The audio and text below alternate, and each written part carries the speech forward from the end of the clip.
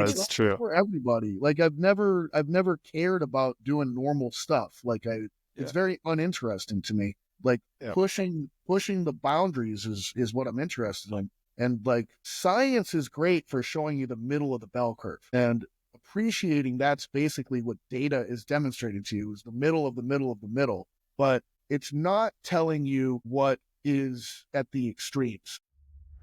Welcome to Iron Summit, the podcast where we dive deep into the art and science of becoming your best self, blending expert insights on strength training, smart recovery, optimal nutrition, and mindset mastery to help you elevate your game. All right, we're live. We got a special guest this week with Dr. Pat Davidson. Super accomplished. He's got a master's degree in strength and conditioning, Ph.D. in exercise physiology, former professor at Brooklyn College and Springfield College, a plethora of experience with coaching and training. I think it's really cool. He went from, teaching and then to application of it too. So I think just covered all bases there, which is awesome. Super accomplished athlete as well, former MMA fighter. Definitely want to pick your brain on what that was like. Two-time world championship qualifier and Team USA strongman competitor at the Arnold Classic. Currently pursuing an IFBB pro card in bodybuilding, and then author of 3 books. What's up, Pat? How's it going? I'm doing pretty good, man. It's like it's nice to hear that list of stuff. It also just means I'm getting old too. So it's kind of a double-edged sword component to it. I think it's super impressive. It's awesome. You got a really cool, like I said, I think one of the coolest things is like being able to like teach all of this and then like actually be in the field and doing it as well. I just feel like there's such a disconnect sometimes with that between people, and you have such a range of experience, and then being an athlete yourself, we're like, we love, I think, I don't want to speak for Max, but like my love for training started with athletics. And I think that's such a cool background too, to start with. Oh, you're definitely right. I have a question for you, Pat. So, and I feel like you're the perfect guy to ask. Have you seen this whole hybrid athlete movement? Yeah, I Like have. lift weights and so Ryan and I were talking about this. Yeah. We're like, that's just called being an athlete. I don't know what. I feel like you're the perfect guy to ask. What's your take on it? Yeah, it's just like you're just if you did strength and conditioning, like if you had a college strength and conditioning program, you're just continuing that after you're done with college. And That's exactly right. yeah, it's like I don't know, like what I've been doing that for a long time, and it just didn't have a name really other than just train hard. Like I always was like, well, if you run hard and fast and then lift, you're just an animal. This kind of makes sense. But now, people just need to slap like a fancy name on it and brand it and try to sell it something special. So hybrid, yeah, it's for people who like either just ran their whole life or like bodybuilders who just lifted weights their whole life. I don't want to trash bodybuilding. I love bodybuilding. I don't love running, but but I feel like it's like if you did one or the other, it's like this new thing. But for people who come from a more athletic background, it's like, yeah, that's just being an athlete, is being in good shape and being strong. Right, just regular. Like, A regular athlete. That's funny. So Pat, how did you start with everything? Like what was your upbringing like? Were you playing sports? How did you get into like, hey, I want to, major in this in college and go pursue a PhD and all that?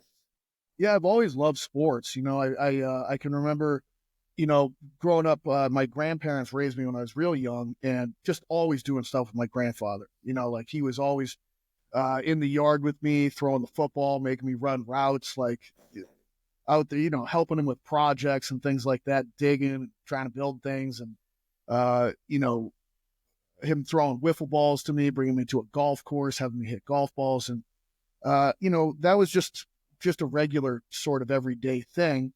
And even my first best friend, I met him first day on the bus in first grade, and we were just sort of inseparable. But like, he had moved up to Massachusetts from Texas, and like, all we did was play sports together, and like he'd come to my neighborhood, and like kids in my neighborhood, we were doing something every day, like a lot of BMX bikes back then in the 80s, like Nice. everything with BMX bikes. But, tackle football wherever we could play it, basketball out in the street. And, that just kind of continued for me as I got a little bit older. And, baseball was really the sport where I was excelling at. Football a little bit, but I was too small for to really play college football or something like that. But I grew up in Cape Cod, and we had the Cape Cod Baseball League, and it was like summers were just sort of like a really cool, almost like kind of magical thing as a kid with being able to play Little League. But you also they ran the Cape Cod Baseball League camps in the mornings. So I'd ride my bike where the camp was, and you get coached for like 2 hours by college players and like a college D1 coach, and amazing coaching that you'd experience. But it's also like, as a 12-year-old, you're hanging out with these 19, 20-year-old, elite college baseball players that are going to go on and play, professional baseball, Major League Baseball. And they're like gods. You know what I mean? Yeah. You're looking at gods like these guys from California and Georgia and Texas and all over the place. And they're just cool as shit too. You know what I mean? Like, Yeah. they'd have the sunglasses, the seeds, the, funny stories, they're just busting each other's balls all day. And then they'd show off a little bit, like they'd hit one off a tee like 8 miles, and you're just like, so, and that time it was like, I can remember just like waking up, Sports Center in the morning, riding my bike down to play baseball at the camp, coming back home, ESPN, throw that back on. And they had workout shows on ESPN back then. Wow. So it was like bodybuilding shows and aerobic shows. Now, the aerobic shows was kind of like pre-internet time, so that was like as good as it got in terms of visuals that you could get adolescent, which threw me in. But it was like, wanting to be a pro baseball player, early mid-90s, like the beginning of the steroid era, just these monstrous baseball players, and then hanging out with college guys that were all like jacked and super athletic, and then going home and seeing the bodybuilding shows. It was like 1 + 1 = 2. If I want to be, this elite baseball player, Major League Baseball player, I got to get jacked. There's no way around this. And also, like, I wanted to play football too, so that obviously, so even at a young age, like 13, 14 years old, like, I'd get jobs and save money, and I built like a gym in my basement, and I remember saving up to be able to go to GNC and buy the original Metrex like chocolate protein powder stuff. Nice. Which you guys have no idea how gross that stuff was. They have come Terrible. leaps and bounds in terms of the flavor profile of this. But I really I wanted to be a Major League Baseball player as much as anything. And I went to college, played baseball, but like just bombed out, like too much issues with partying, and just emotionally wasn't there. And it was a disaster. So, but I, long story kind of still long, trying to make it short. Like I always wanted to be an athlete, like a professional athlete. And it turned out that I discovered exercise science when I was a little bit better at being a nerd than I was at being an athlete, which was super disappointing for me, to tell you. But I found a niche, and it was kind of like, a lot of times it's sort of like washed out athletes. It's almost like golf as an adult. Like, you find out like it's just a bunch of dudes that are like washed out hockey players and baseball players. They get into golf, and you're like, oh, another one of me. Hey, how you doing? And with exercise science, it's almost like every dude that was just like a little too short, or like not quite fast enough, but like felt like if they had the magic bullet in training, like, oh, I would have been a pro. And so, I kind of found that sweet spot, and I've run with it ever since. That's awesome. I love that. So how did you get into like MMA fighting after, Yeah. college baseball? Not really a like combat sport background. No, not at all. They didn't have wrestling where I grew up. I kind of wish they did. Like, I would have been way better suited for wrestling than baseball. That's for sure. And there was a local dude where I grew up that, like, you kind of heard about this guy. Like, he was like, his younger brother was 2 years older than me. And his younger brother was scary too. Like the younger brother was fucking scary. He was on my school bus, and I was like, "This guy's tapped," and like, I don't ever want to deal with this guy. But anyways, I became really good friends with the younger brother eventually, and I was like, "Dude, your older brother, what's the deal with him? Like, he's like a ghost, like a legend or something like that." And he's like, he like coaches this like wrestling martial arts stuff, and I don't know, man. Him and his guys are just psychos. Like, I was so like after college, it was a really hard identity shift to like kind of have failed out of school and to not be playing a sport anymore. And I was just kind of like bumming around, sort of like working crappy jobs and drinking way too much. And so I was talking to my friend. I was like, I want to like try out your brother's whatever it is, And he's like, "Oh, you can talk to him, dude, but I don't know." Like, so I went over to his brother's house, and this guy was super scary. You know what I mean? Just like I go, "Hey, I'm your brother's friend." He goes, "Well, I know who you are." You know, he's like, "Yeah, yeah, my brother's a shithead. Like, I don't want any of his scumbag friends hanging out with me or my guys." Like, I was like, "All right, this is a good start." He goes, "Well, I'll make you a deal. You come back here a month from now, and if you can do 500 Hindu squats and 300 Hindu push-ups right here in the living room floor, I'll let you come and try out with the guys." So I did this month of like Hindu squats and push-ups. I showed back up in his living room. I got up pretty high, and he was like, "Okay, enough. Yeah, okay, you can come." And so I went with him. He picked me up in his truck, went over to where they trained, and they just beat the bag out of me for like 2 hours. I remember the first time, like the first guy I went up against was like 125 pounds. And like, I was like, I'm going to hurt this guy, and so they were like, "Okay, go." And like, I just football tackled him. I just like sprinted at him and football tackled him. And the next thing I know, the guy was like choking me, and I was like, and then the other guy was bigger and just like tooled on me. But these guys just tooled on me back and forth for a long time. And in between, the older brothers just making me do all these horrible calisthenics. And I mean, I was pretty ragged. And, he called me over. He's like, "All right, we're about halfway. You ready to keep going?" I was like, "Yeah, yeah." And he's like, "All right, you're in. You're in. Okay, you can keep coming back."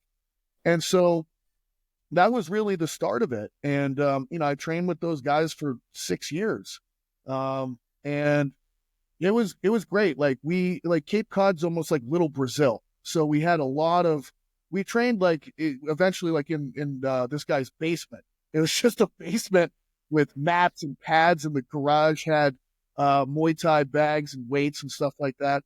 And he lived on the side of a golf course. So we would run these horrible golf course hills and like train with but we had these Brazilian dudes showing up that were like coming straight out of like Gracie Barra in Brazil, and were like brown belts and black belts. And it was like every day, like some new Brazilian guy, they'd hear about it, and like it was the only place where you could train, and they just come in and like murder you. You know what I mean? Yeah. Okay, like this is fun, but it was just trial by fire. It wasn't pretty. Like it was just a lot of mat toughness, and guys just absolutely mashing your face into the mat and training 3 hours a day, 7 days a week. But it taught me a tremendous amount about everything, quite honestly.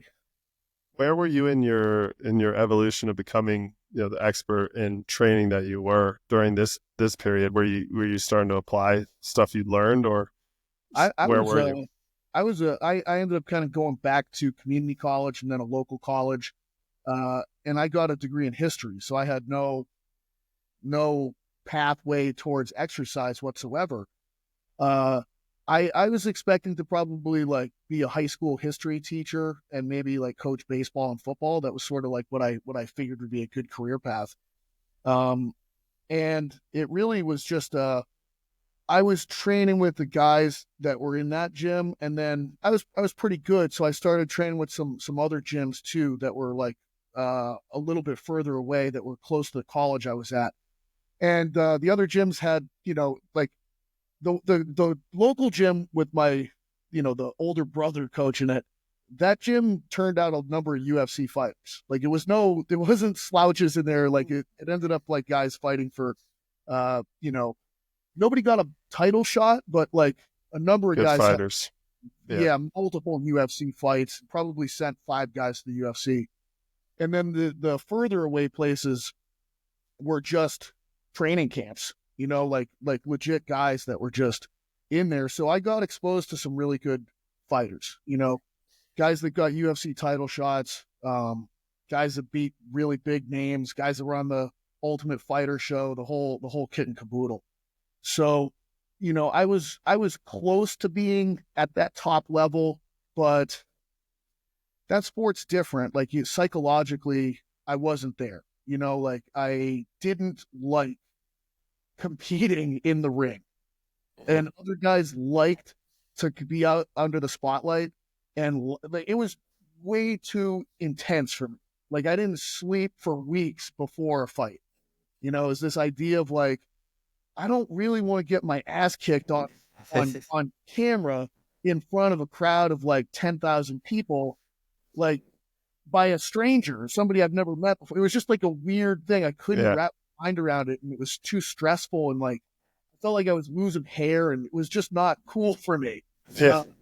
And other guys like got pumped. They were like excited and couldn't wait to get out there and fight. And I was like, we're different people. Like this is, I like playing other sports, and I don't like this. I don't.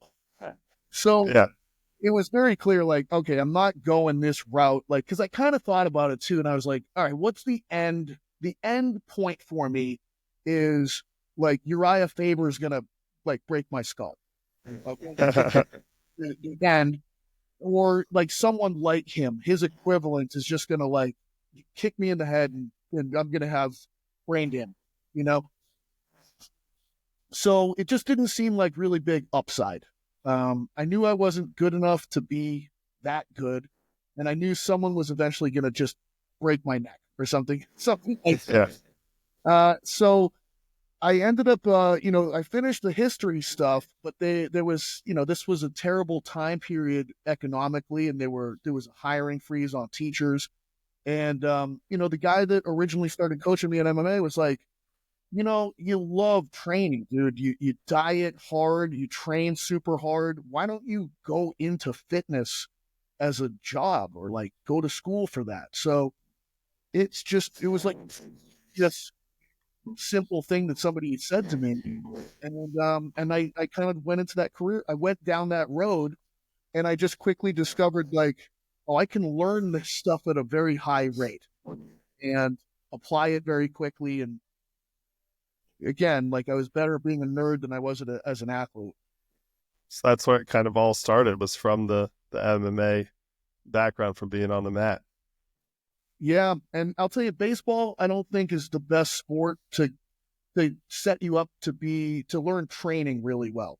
It's like you're blessed by God to be able to throw a ball 95 miles an hour, or to be able to run like a 4.5 40, or you're not. And there's no way you can train into those abilities. But with fighting and combat stuff, well, you can train, and you can learn how to diet, and you can change yourself, and you can just out train people and move past people through fitness. And that was cool to me. Yeah, that is awesome. Ryan and I talk about it all the time in the context of wrestling. It's like, it's one of those, there's so many, fighting's the same way. It's so dynamic. There's so many ways to skin the cat. You don't have to be blessed by God in one discipline to be really good at it. You can train your way into it. And then on top of that, like you said, and you said you thought you had to be jacked and have a lot of muscle mass to be a good baseball player. But in the sport of wrestling or combat sports, being strong really does help. It's like, out of all the NCAA sports, I would argue wrestling is the most strength specific sport. Maybe some of the track and field disciplines like shot put you could put in there. But yeah, it's a good way to get into training. It's how Ryan and I got into it. Mm. Yeah, it's Yeah, on the mat. I could just diet down to like 154.5, and then it felt like I could throw people around like they were kids. Yeah. It's interesting you say that too. I mean, you tear your ACL playing football, you're not gonna be able to play football. Like there's a lot of guys that wrestle or fight on a broken bone, a torn ligament or something, because you can kind of compensate for it in other ways. But a guy I used to coach with, he would always say like wrestling's the most inclusive sport, because like anybody can be good at wrestling. It's based on weight class. There's certain levels. There's definitely a genetic factor, but it's less so than like, if you're a sprinter and you're not fast, like you're never going to be a world-class sprinter.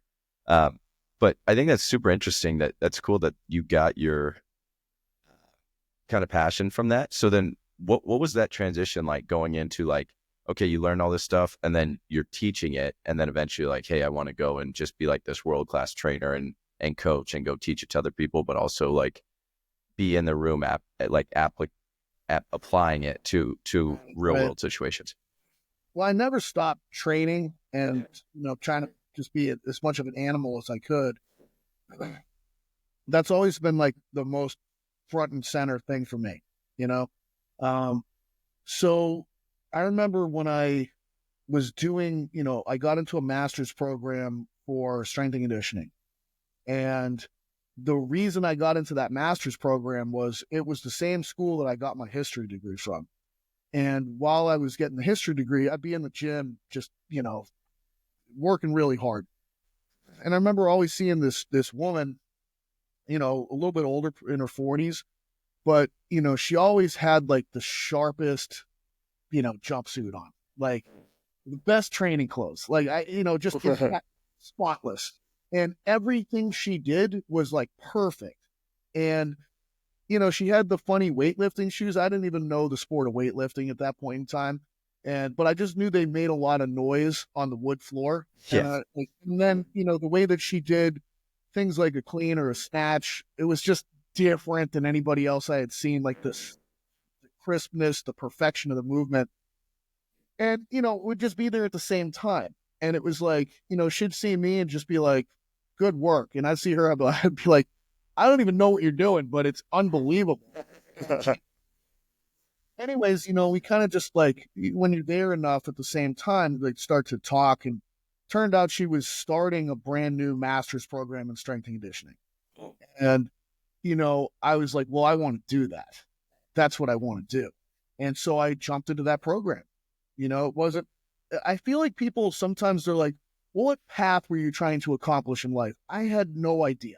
It was almost like, I'm going to jump into this fitness thing because my coach told me I'd probably be good at it. And then, I remember it coincidentally, like this woman that was just like, I didn't know what the hell she was doing, but I knew it was different than any way I'd ever seen anybody train. And, I'm going to like those things kind of dovetailed. And it just turned out that like she was an unbelievable professor. And she's, she had set world records in women's masters weightlifting. And, she was just all forms of training was unbelievable. And I was in this inaugural strength and conditioning master's program. There was only 4 of us. And everybody in that group was savage, dude. Like, one of the guys was a 3-time All-American wrestler in college. And, he actually went on and he won a USA championship in weightlifting as well, as in masters, like a couple years back. He's a Division I strength and conditioning coach. Another guy coached at the Olympic Training Center. And the other guy is a, private school strength and conditioning coach in the Boston area, top of the food chain in that world. So the coolest part about it is we all trained together. You know what I mean? That's awesome. Like we trained with her in during the daytime. The dude that was an All-American wrestler, we used to wrestle and fight all the time. We got into MMA. So we'd be in the wrestling room just kicking the shit out of each other. That's awesome. We're all in the same classroom together during that time. We all communicated with each other at night by email and everything else. So it was like this family. It was really a cool experience. And she was amazing. She knew everything in terms of like, Mike Boyle's approach with that sort of style of training, track and field developmental stuff, all of the flexibility. She's just very well-rounded. She was unbelievable. So I was like, well, where did you get your Ph.D.? I want to be you. You're the coolest person I've ever met. And so she had gone to Springfield College for her Ph.D. and I just followed suit. So I went to Springfield College, and purely because Ellen Robinson had gone to Springfield College. And so I remember going for the interview for the PhD program, and the guy that ran the program was like, why do you want to come here? And I said, because Ellen Robinson got her PhD. And he goes, what? Like, that's not a reason to choose this school. And I go, well, it's my reason. And he was like, do you want a tour of the school? And I was like, not really. I just want to know where the varsity weight room is.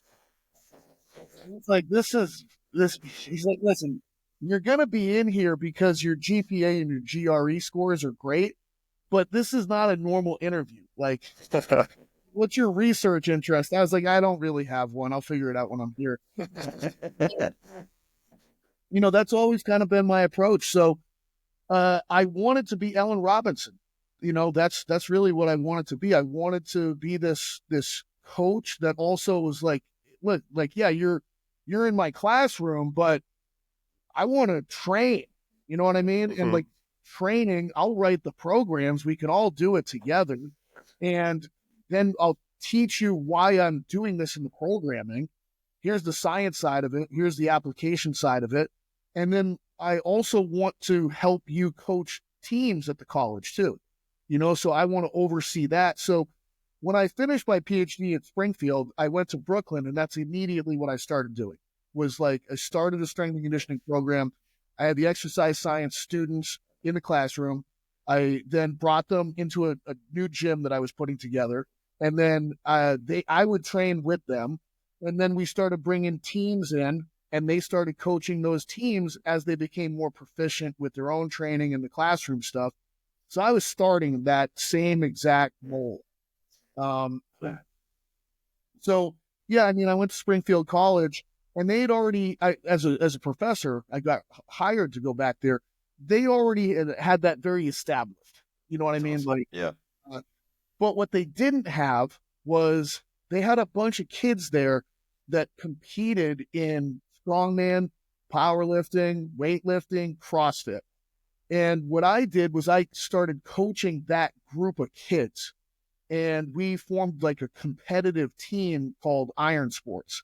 And most of them were exercise science students. So again, they've got me in the classroom, and then I'm the coach of the Iron Sports team, but I also started competing in strongman too. And we just had a stacked strongman team. So we traveled to local shows. We had a bunch of people make it to national championship, that competition. We traveled to nationals. We had a couple guys win nationals. We had a couple guys, qualify for worlds. So then we went to worlds. We brought guys all the way. And it was pretty wild, just to have that experience as a collective group.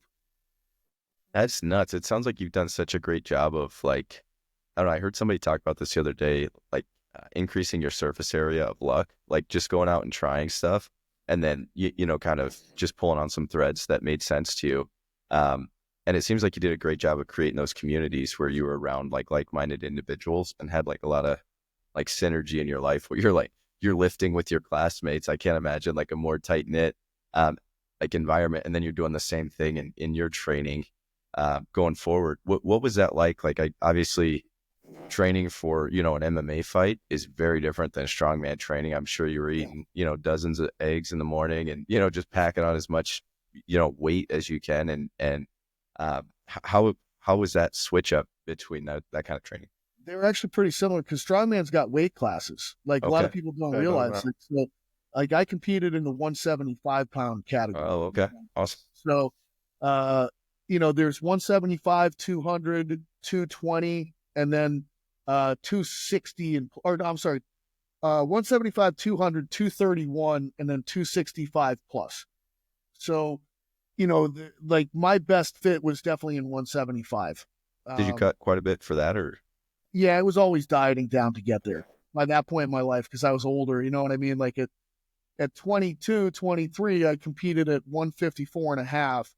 But by this point in time, like I had stopped, all the grappling and fighting sports. And I remember when I stopped that stuff, I gained 60 pounds in the first 6 months, Wow. And so I had ballooned up in weight, and then, I guess I'm going to compete again. It was almost like a, 8-9 year hiatus. It was like, I better get my ass in shape again. So all of those days of, making weight for combat stuff, it was the same exact thing. It was just, instead of dealing with a human, just dealing with odd objects now to lift them. And, a lot of combat athletes do well in strongman and transition well into that sport because it's like you're just fighting, like you said, odd objects instead of people. That's for sure. So fast forward to today, you've trained for just about everything. What's your favorite? How do you like to train now? I know you're pursuing bodybuilding now. What's up, guys? If you're looking to level up your training, click the link in the description and check out the Iron Summit Gains Emporium. Our strength training plans are designed to help you pack on muscle, and with our software, you can track every workout right from your phone. Plus, you'll have direct access to us for any questions along the way. Don't just train, level up your training. By far, baseball, you know what I mean?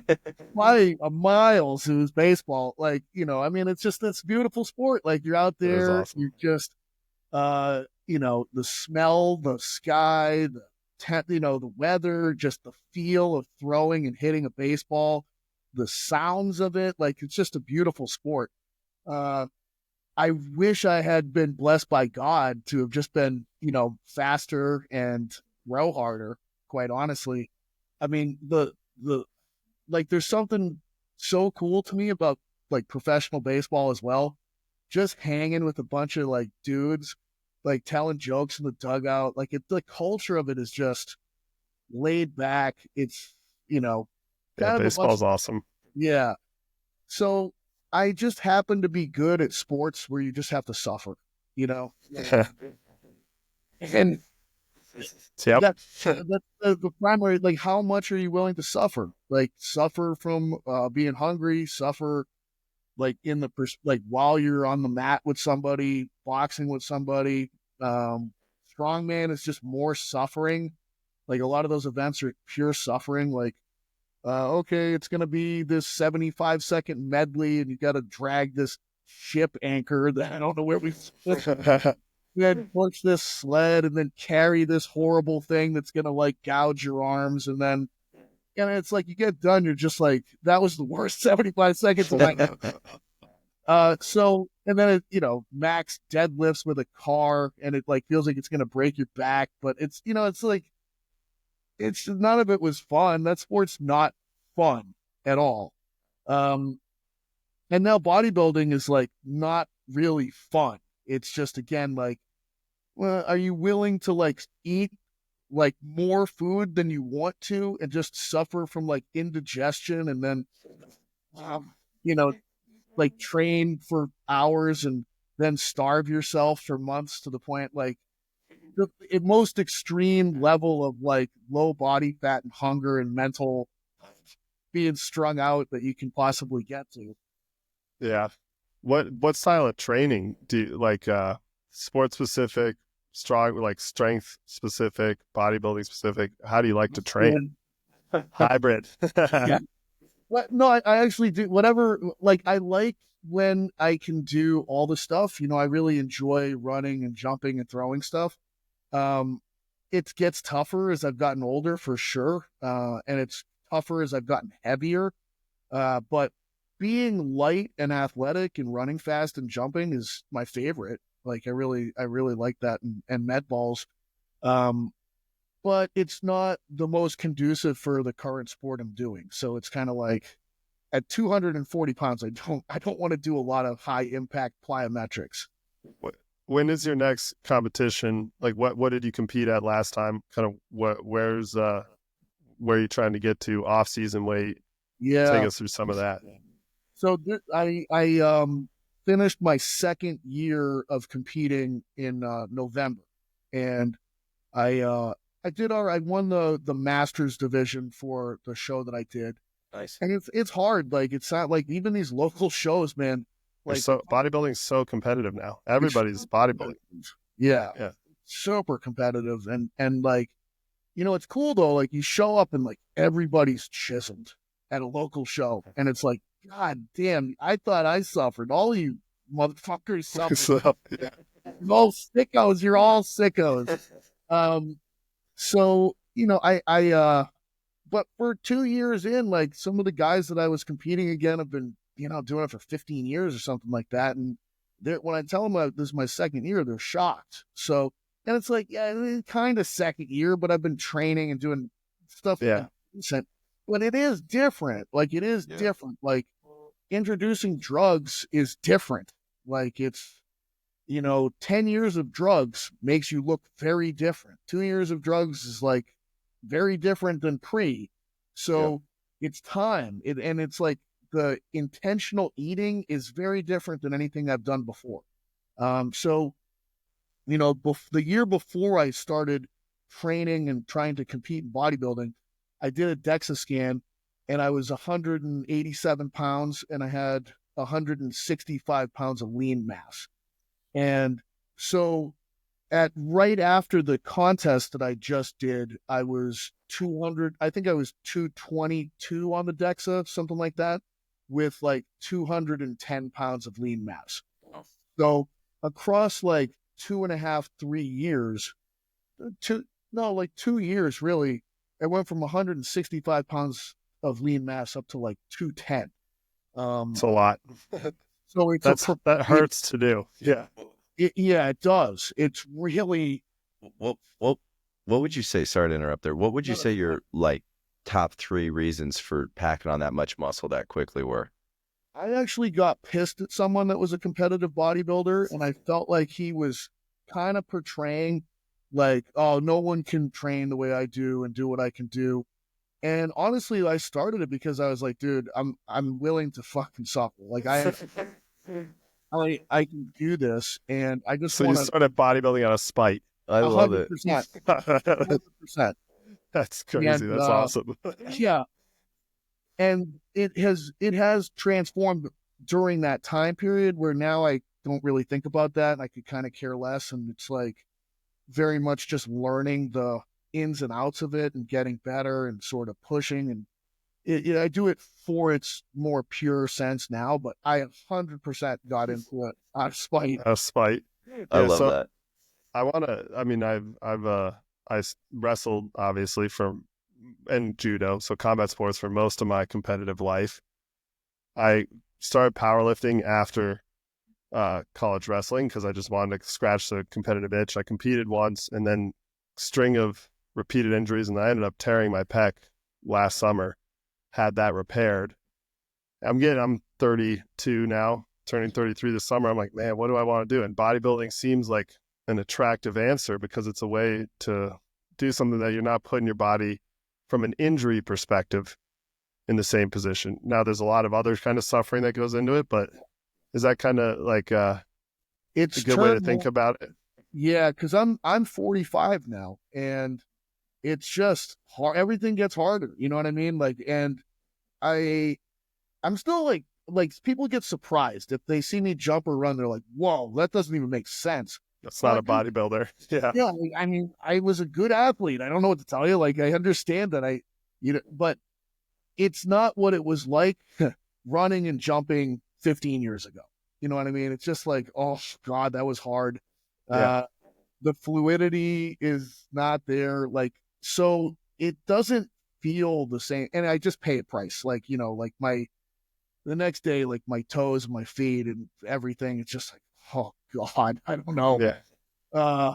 Same thing when anybody asks me to roll. I'm like, oh no, like this, I'll be okay. Like I'll probably be a handful for you, but the next day, like, I'm not going to be able to turn my head. My low back's going to be sore. Oh, just like the skin is going to be gone. I don't want to deal with that.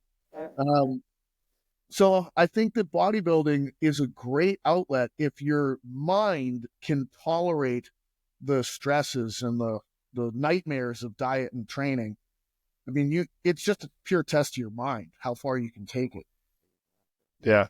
It's an interesting sport because it's not really a sport, but it is a sport. Yeah. It's more of I don't know how to put it. It's like you're training to be the best person at training. Yeah. The actual competing is the worst, by the way. Like, the day of the show sucks.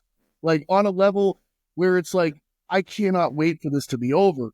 You got to make because you're like super dry, and then you're eating a bunch of carbs, and then you're like, partly that, but then you got to show up for the tanning stuff the day before, and like just stand in a line like cattle naked, and like going, and there's just like a chick that sprays you, and it's just, it's like turn. And then the day of, like, yeah, you kind of like just strung out from being at the end of this horrific diet. And then everybody yells at you, get in the line. Lightweight's over there. Lightweight's over there. Get the hallway. Well, you don't have to get in the group. And it's like, it's just terrible. And then you just you're on the stage, and it's like, it's not really a competition. You know what I mean? Like, because you're out there and you're just doing these poses, mandatory things. And then, like, if you're not winning, you get sent to the corners, which feels but you can't do anything about it. You know what I mean? You can't, like, pose harder and fight your way back to the middle. You're just done. You're done. And it's a terrible feeling. Go sit in the corner. Yeah. And, like, I don't know, even if you win, you're just like, okay, cool. Like, I just end this day. Okay. oh, it's awesome. So why are you doing it? Just to have something to pursue and get better at? Because he's good at it. He's freaking jacked. That's what. Yeah, like, it's unfortunate. Like, everything I've ever been good at is just stuff where it's like, everyone else is like, I don't want to do that because it sucks so much to do it. You know? All right, fine. I'll just starve and deal with that. And like be hopefully a little bit better than the other people that are fine with also starving and dealing with. Can we circle back? What are your like 3 biggest muscle building tips? Like, I just want to hear. Yeah. Like, you put on 60 pounds in a year. Obviously, right. you know a lot about this stuff. You did a great job just changing your body immediately. How did you do that? What would you say like the biggest levers are for you doing that? Well, I think food is the probably the biggest one and the hardest one, because it's just so relentless. You know what I mean? Like, training is almost fun. You get in there, hour and a half, 2 hours, something like that. You move around, you hit PRs, you do but then it's like, just the food is like 5 or 6 meals a day. And it's like, either you're starving and it's like you ate this meal that was so unfulfilling, and you're like, I can't wait for this next fucking meal. And like, you're just waiting for this meal, and like that your whole life revolves around waiting for this next unsatisfying meal. Or you're just like, oh God, I was so full and it's time to eat again. I guess I'll just cram more food into my face and like sit and sweat from the amount of food that I just ate. And then just like, my stomach. Like, so that's like the whole day. It's just kind of groaning and sort of waddling and being lethargic. And like, it's hard but that's sort of the deal. And then the only time where you feel good in either one of those is when you're training. Because when you're hungry all the time and you're training, it's like you're not hungry in that point in time. And there's like some outlet to take your frustrations out on. And then when you're in this overeating like place, I literally just feel like Jabba the Hutt all day. Like, I just like, like, then I get to go to the gym, and because I'm gaining weight, I'm just stronger. And it's like, yeah, you feel like an animal when you're eating that much. Yeah, like, weights feel fun to lift. Like, it's just like, oh, that used to be heavy and now it's a toy. Yeah. Well, so Also, when you're when you're cutting, you start to look good. So then it's fun to train too. Start to see those results. The other so side's terrible. It's just you look bad. You start wearing more clothes. You're wearing a crew neck now while you're Holy shit. Like, I don't have anything that's not like, I couldn't put my own socks on this morning. I had to have my 4-year-old son help me with my socks in the morning. And he did help me. He actually was the first time he's been useful ever. oh, that's good.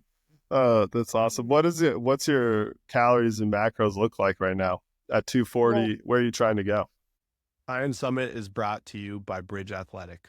Looking for a way to streamline your training programs and deliver exceptional results? Check out our friends at Bridge Athletic. Their platform is packed with over 300 templates and 1,500 instructional videos, courtesy of subject matter experts like Exos, FMS, and Hyperice, making program design both efficient and impactful. Our listeners can take advantage of an exclusive offer. For a limited time, get your first 30 days free and your next month at 50% off when you use code IRON SUMMIT, all caps. That's code IRON SUMMIT, no spaces, all caps, for 30 days free plus 50% off your second month at bridgeathletic.com. Check it out and start assigning custom programs directly to your athlete's mobile device. Yeah, it's almost like I lost track of them at a certain point. Like I was pretty dialed in with knowing like, okay, I'm at like 650 grams of carbs and probably about 100 grams of fat and 300 grams of protein. And then it just sort of trails off to this place where it's like, oh, I can't eat anymore, because I kind of know like I can eat about 400 grams of cooked rice in a meal. And like, that's a wall right there. And so then it's like, well, here's a good example where this is just Kool-Aid, like it's just like a scoop of Kool-Aid. The little scooper is like 40 grams. So I get, 5 of these Kool-Aids in per day. And then, now it's starting where it's like, okay, I'll eat my meal with 200 grams of chicken, a little bit of vegetables, 400 grams of rice, but then I'll have a quarter of a piece of a DiGiorno pepperoni pizza. And so I don't know what the macros are on that, but it's like I can stomach it. Or I also have these like chocolate croissants that I got at the grocery store. But like I know the base of it, but then there's like I'm literally supplementing. You are deep in the bulk right now. Yeah. Where do you want to get to? About how much more above 240? Probably like 260. Have fun. It's gonna be bad. It's gonna be really bad. Yeah. I'm not gonna be able to wear normal shoes. It's gonna just definitely turn into like slides and Crocs. That's one of the worst parts of it. So what is your training looking like right now? How many days a week? What's your splits looking like? I do 6 days a week, and it is back, push, arms, legs, back, arms. So like arms and back were the two things that I had to bring up the most. It was like, the feedback I got was just the opposite of what everyone else gets. Where like, okay, like your hamstrings, legs, you don't need any more of those. Like your erectors are crazy, your back thickness is crazy, but you have like an athlete's back, and you need to have like wider lats and bring up your arms. So it's just like that X-frame upper body, and my arms coming somewhere close to my legs. Because I never trained arms in my entire life before, like, 2 years ago. So they're just way behind. So my program is just idiotic. It's like the biggest idiot program ever, but it's specific for what I need it to be. And then I do 30 minutes of cardio 6 times a week now too, because I health. Yeah, health, 100%. Yep. What for growing your back? I'm trying to grow my back as well right now. What are you hitting? What are some of your favorite exercises? I do my best to. I do think the research is worth looking into, and I do think that it's opening this window into like, the stretch concept being important, and resistance profiles that favor the stretch is the bias of where it loads. So I kind of, I don't do too much in the way of like free weights or like in, barbell rows or dumbbell rows or pull-ups.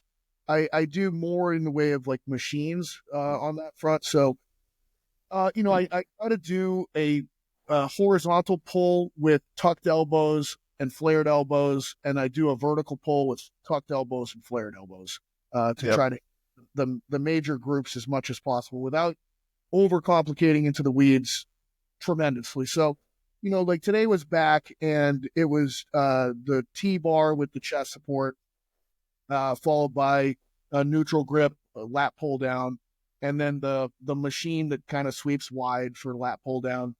And the other back day is kind of the same thing, but in reverse, where it starts with the more frontal plane pull down machine and then goes to a supinated grip lat pull down.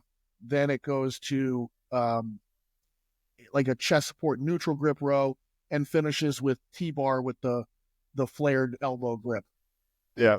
I like that you mentioned kind of the length and bias training. I think this is something I've gotten a lot more into over the last several years. I work my coach actually, who I think the Adam Miller at N1, which they're really big on that stuff. They're but the best with that. Yeah.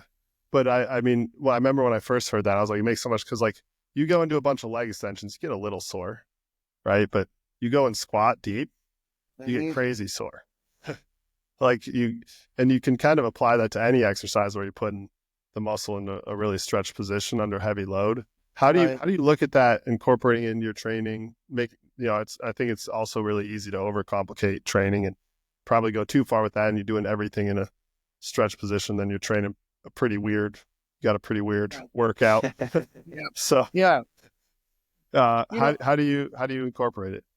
I think it's a great question. Number one, I think like when you get into bodybuilding, it's almost like they always say the show's won from the back, and that the biggest lagging body part on people is the back. And I think that, when you look at most compound exercises, squat, hinge, presses, they all kind of get more torque as you go into the stretch, Yep. The back does not. As you go into the stretch of a pull-up, there's less torque and loading on the muscle. Yeah. Same thing with dumbbell rows and barbell rows. It's less torque at stretch. So there might, in my head, it's almost like, well, no wonder all the exercise, pulling is the only one where you have a weird profile with free weights on the compound exercises. So maybe that has to do with why Makes so much sense. Yeah. Lagging on people. So, but that doesn't mean you have to get super weird with your exercises. You know what I mean? I think a lat pull down with pulleys, it's just a even resistance profile through the whole thing. You got to watch out for some of the machines that have weird cams that load it in the short position or something like that. Or, when you look at the machine, I always look at it like, when is on a plate loaded machine, when is the swing arm parallel with the ground? Because when it's parallel with the ground, that's when it's heaviest. And the less parallel with the ground it is, the lighter it is. And so a lot of hammer strength ones, they are very vertical in the stretch and then parallel as they hit in the short. Yeah. Like a seated chest press. Right. And a lot of people just can't seem to figure out plate loaded machines and when they're heavy and when they're not. But I find that just, when I tell people you just look for when it's parallel with the ground, when is that happening? Is it stretch or short? And usually people figure that out pretty well. And so I just look for machines, mostly machines for back, and machines that just are parallel when it's stretched. Would you just add a band if it wasn't, or what would you do to change that? There's not much you can do to change it, unfortunately. You can't. Even a band is still going to favor the shortened position, right?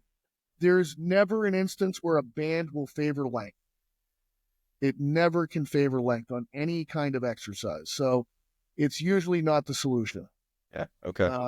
It's just kind of I think back is tougher than other body parts because of the weirdness of the torque profile. Yeah. So I just think you're better off, number one, with making sure you're in a machine that's got a lot of stability, a chest supported pad. Like I see people do lat pull downs where they're not putting their thighs under the pad sometimes. And I'm like, what are you doing? Like, you're not going to move any weight that way. That thigh pad is there for a reason. Like, they turn around and face the other way and do like a weird arch over the thigh pad. And I'm like, and now you're just using 80 pounds on the lat pull down, dude. Like, put your legs under the thing. Yeah, give yourself an advantage. Yeah. Yeah, but 40s. they're training to be a hybrid athlete. But hold on. I want to go back to the bands thing, though, because couldn't you put a band connected to another machine where it's stretched as you come down? You know what I'm saying? Like if you had... When the band stretches, it adds... That's more...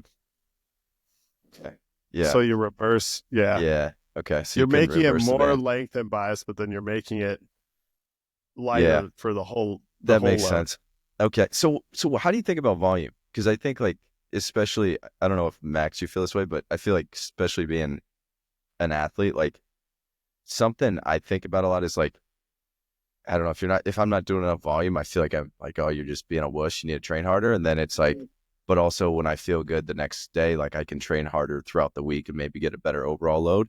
How do you play that balance? And I know it's a little different with, with when you have some enhancements and stuff, but like, how do you think about that as a general training? Yeah, it's funny too, because I feel like with getting into drugs, it's like, it kind of helps you with volume, but it kind of hurts you with volume because all of a sudden you're stronger and you're using weights that you couldn't touch before.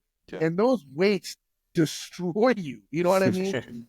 And it's like, you get up the next day and you're like, oh my God, like, what happened? So like, that's just something that people always throw out there. Like, oh, you can handle way more volume when you're on drugs. And I'm like, I don't feel like I can handle better volume at all. The intensity came up. And so they're both rising at the same time. Yeah. Right. Like maybe I can handle more volume, but like, I honestly couldn't believe how much stronger I got with drugs. I mean, I just wasn't ready for that. And it made a lot more things in my head make sense. Cause I felt like when I was younger, it was really hard for me to find people that were stronger than me. And then all of a sudden it was just like, wow, there's a lot of unbelievably strong people that I'm seeing on social media. And then it was like, well, that makes sense. Cause like I went from, kind of pre-drugs, like struggling with 225 on incline. And then after a year and a half, like repping out 315 for 7 reps on incline and just being like, wow, that was a big difference maker. Amazing. So, but I think that if you've trained at a high level as an athlete in a sport where you eat volume, a lot of these recommendations that you hear from just pure fitness people, throw them out the window, dude. Like, like I still like to train 3 hours a day, to tell you the truth. Like, I don't feel like I really trained unless I did 2.5, 3 hours a day. And then I still feel like I want to do stuff after that. When I was fighting, we trained 7 days a week and would just go down and like roll for 3 hours.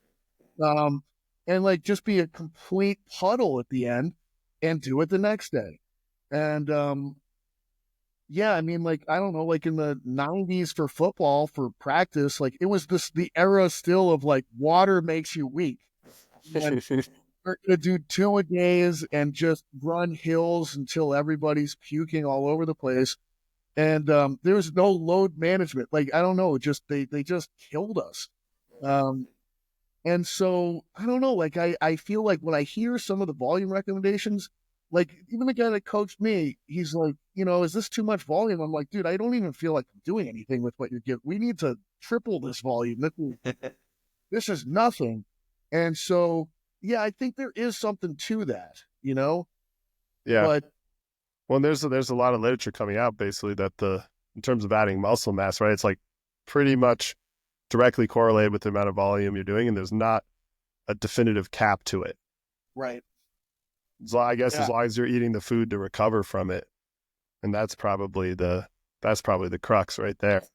Dude, it's the food. I'm telling you right now, the training's fine. Like there's no amount of training I feel like that's really too much. Like during contest prep, I was doing, you know, 2 hours on the Stairmaster a day and getting 20,000 steps and lifting for 2 hours. I Well, mean, yeah. I'm lucky enough where I don't have to go to a job and work, quite honestly.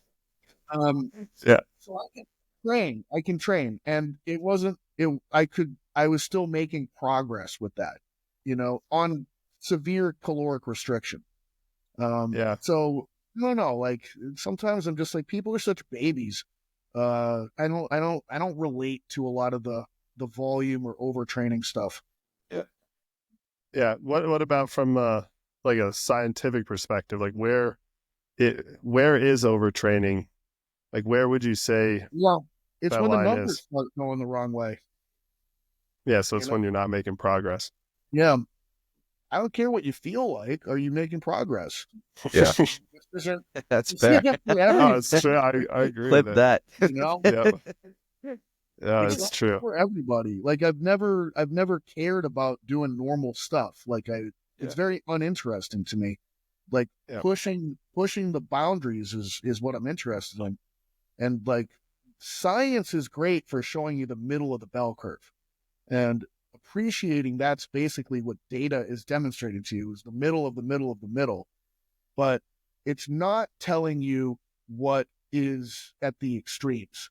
And I think you'd have to test the people at the extremes, but they're usually not the population that gets tested. Yeah, that's such a great point. Especially if a lot of the strength training literature is on largely untrained individuals. And I know they're starting to do more studies on trained individuals, but they're also not like, what is a trained individual? Is it someone like Here's what Ryan, it who is. is a Division I national champion wrestler? Probably not. Right. So then you kind of got to figure out what works for you. Mm-hmm.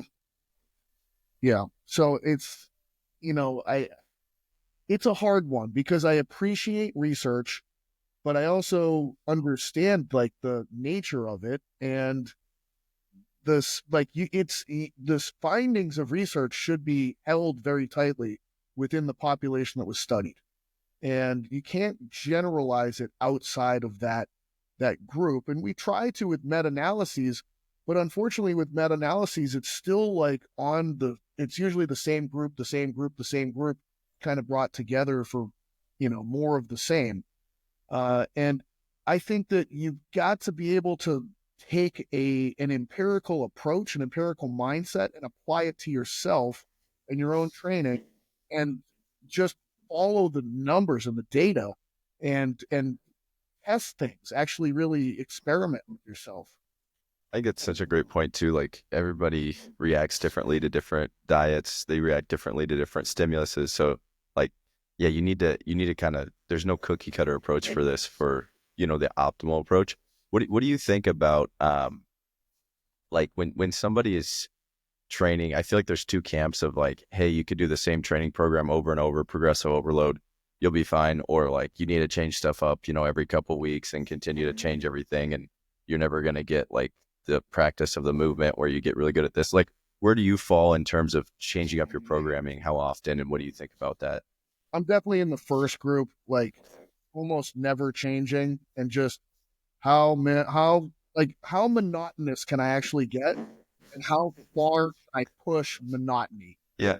Um, and the only time I change is if I have to. Like, oh man, elbow is just absolutely on fire, and I need to like switch my pulling exercises or something because, like there's like certain canaries in the coal mine that pop up that sort of tell you like you're running out of real estate with this direction.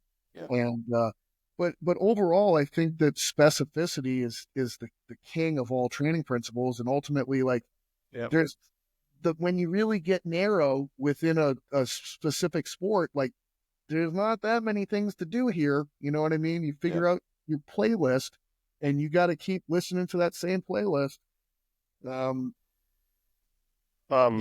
If you're not rugged, if you're not a pretty resilient person, you probably need to switch it up a little. I think. Speaking of specificity, because I think about this one a lot when it comes to sports specific training. Where do you stand on because I think it's like a fine line. I think about wrestling, right? The most specific thing you can do for wrestling is wrestle. Yeah. So when you go in the weight room, are you trying to emulate wrestling type movements, or are you moving weights to, train, like elicit a response in the weight room and then go make that specific through wrestling? Does that make sense? It makes perfect sense. And this is the question that, it has drove me crazy for decades. You know what I mean? I mean that because I think it is the question, really, when you get into sport training. And it led me to the model that I created, which is, the rethinking big patterns thing. And, the central piece of that model is this concept of ground that I talk about. And I put sports on a spectrum of ground, how much ground is in the sport. And there's like maximal ground sports over here and most minimal ground sports. Can you give an example of like a maximal and a minimal? So minimal would be high diving or like half pipe skateboarding. That makes sense. Yeah. So what about swimming? Where's swimming in there? Swimming, we'll talk the extremes first, then we can talk swimming. Figure skating is also like minimal ground. And then on the max ground, powerlifting is definitely the most max ground sport. And then interior line play in football. And then I would say probably like your really super heavyweight wrestlers are also in that area. Yeah. That's the only real weight class, by the way. Just putting it on record. The guys that didn't want to go play football, if I was Max's size, I would have been going to the NFL. I'm not wrestling. What makes you great at low ground sports is your ability to turn and tumble in the air. And then what makes you great at high ground stuff is your ability to prevent yourself from getting turned and tumbled by external forces. So they're completely polar opposite sports.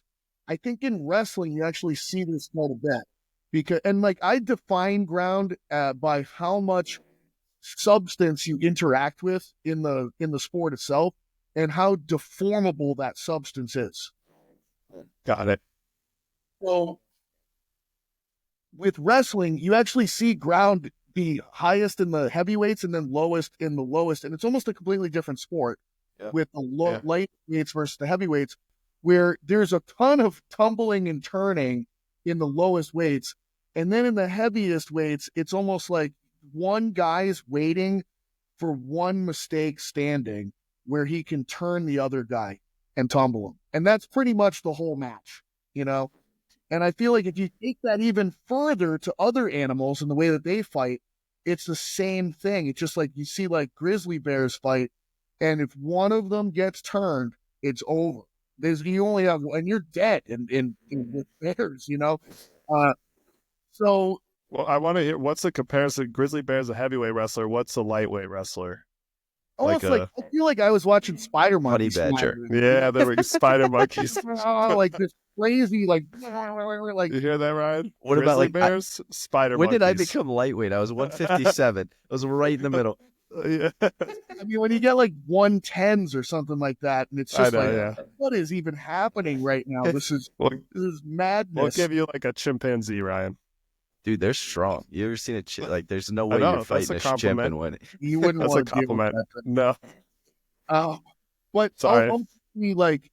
I have this ground spectrum for sports, and with most things being somewhere in the middle, and those at the poles.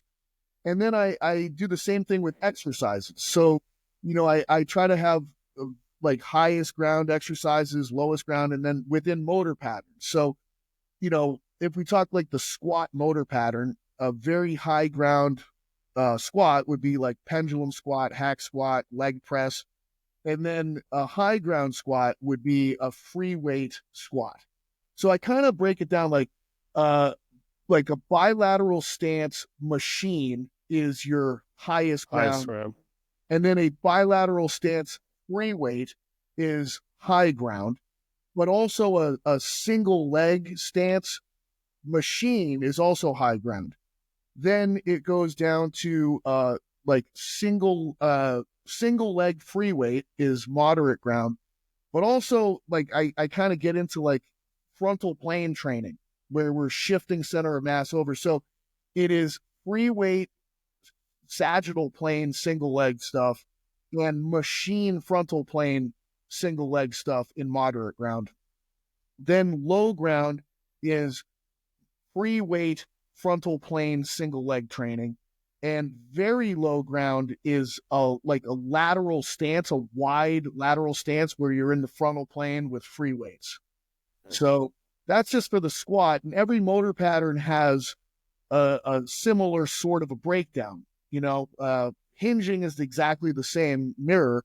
Upper body stuff, it changes a little bit if you're pushing and pulling vertical versus horizontal, but they're similar in that regard. So what I try to do is take the ground level of the sport and I take the ground level of the exercises and I try to match them. Yeah. So like heavyweight, you'd have heavyweight wrestlers doing a lot more like hack squat, bilateral squat. Lightweight wrestlers going to be doing a lot of single leg stuff in the frontal plane. Yes. That's awesome. I think that's really cool that you applied a logical framework to that question, because I think about that all the time. I'm telling you, this topic drove me nuts, and I came to the realization that there is no framework for exercise selection, as far as I can tell, that's based on an actual logical model in the entire industry.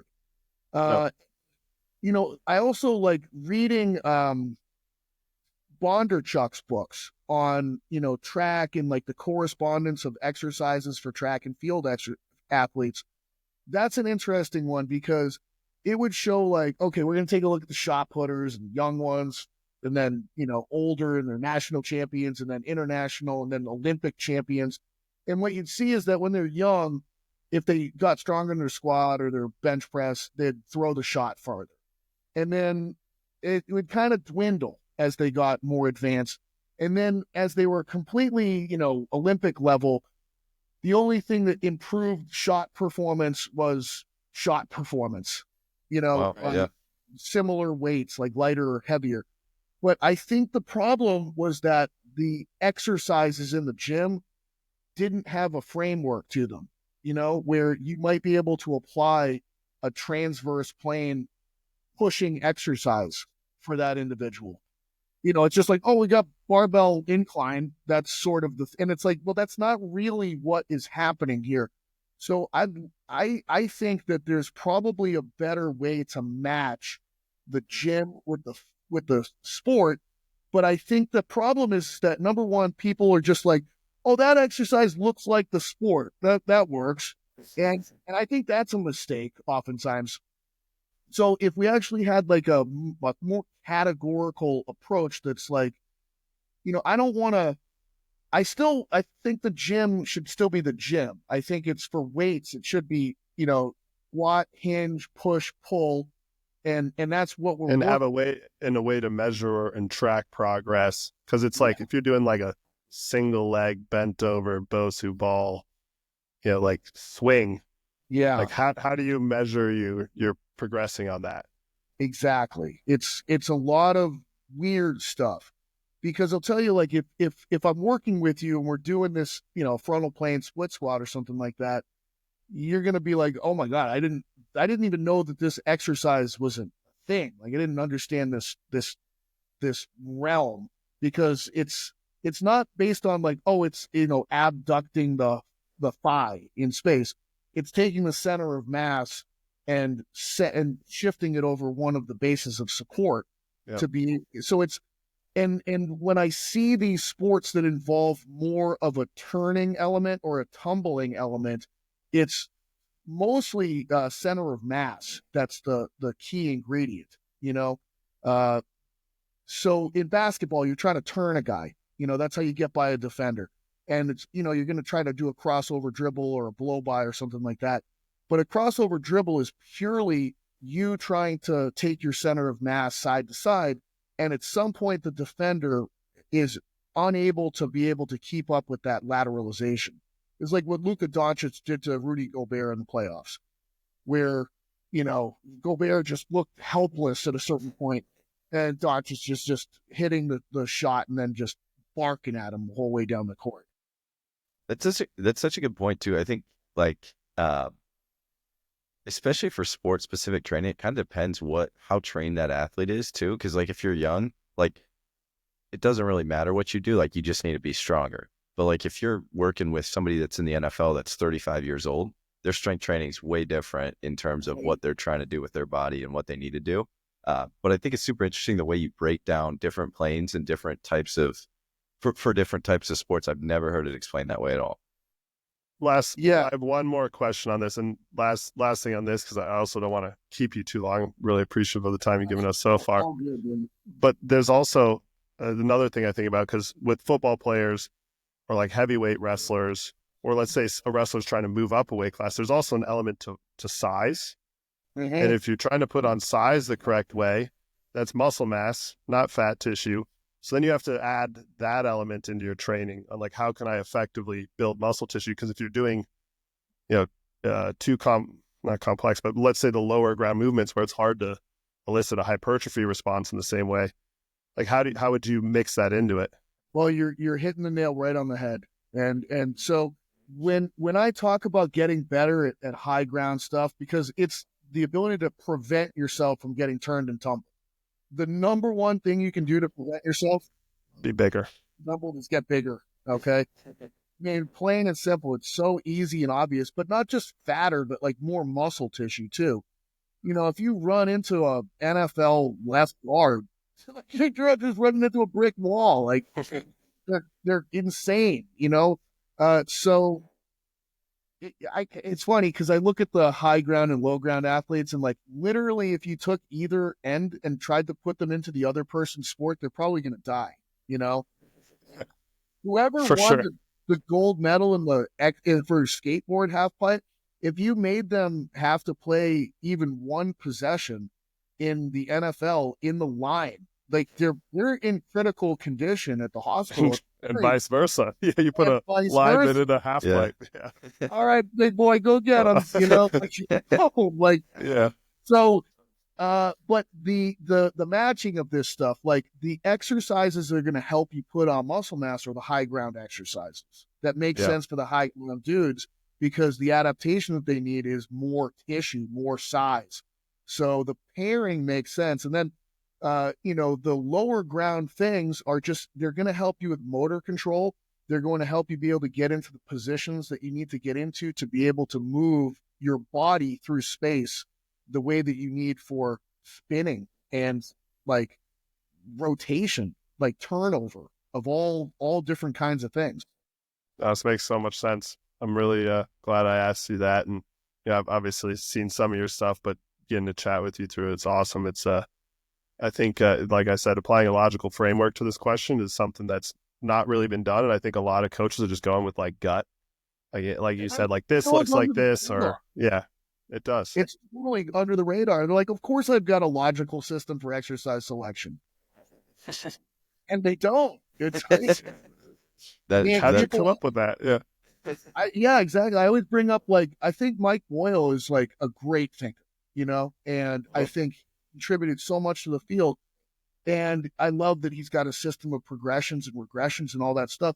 But, I remember when I was really locked in on his material, they'd always say, well, the first exercise that the athletes are going to do when they walk in the door for the squat pattern is rear foot elevated squat with dumbbells.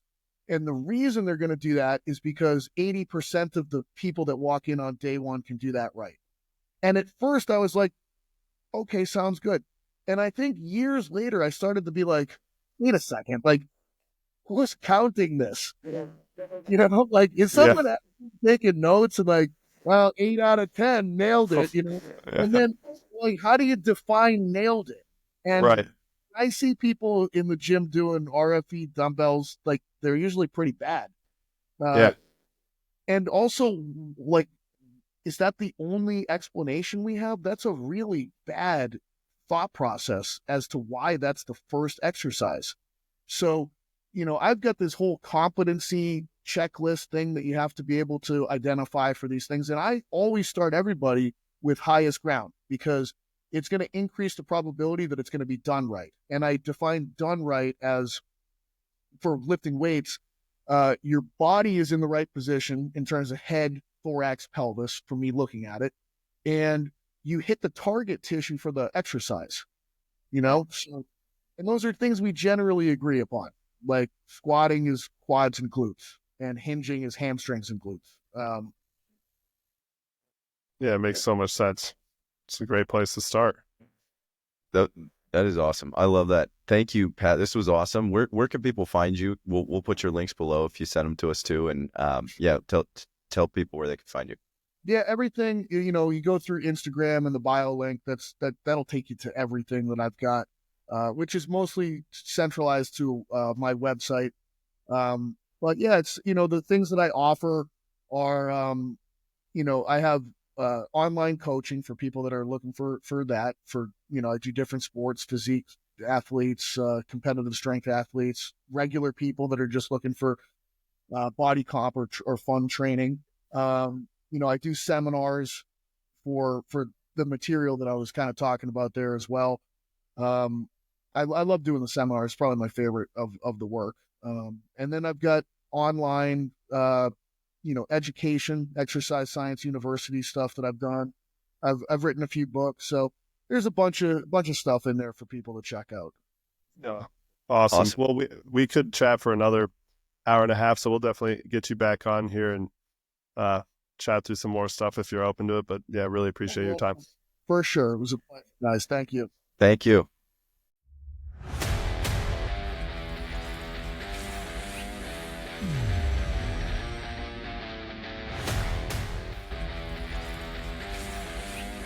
Mm.